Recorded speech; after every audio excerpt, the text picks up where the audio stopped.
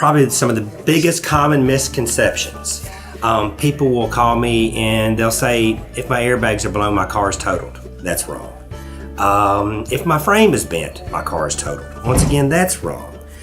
I hear people talk about if my car's wrecked and repaired, it's never going to be right again. Well, that is wrong. I mean, obviously, no body shop would want to fix a car for it to never be right again. I mean, a body shop wants to put you back whole again. If they cannot put your car back whole again, then obviously the car probably doesn't need to be fixed. The biggest thing that a lot of times people will talk about is they don't want the insurance company to total their car. Well, trust me, the insurance company don't want to total their car either. If they could fix a car for $7,000, but the car totals for $10,000, then that means the insurance company's got to pay out $10,000.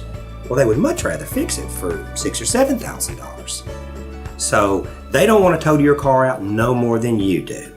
The body shop is there to make sure that the car is safe. Sometimes a car may not total, but may not be safe. That's what a body shop is there for, is to make sure that they put you back home again.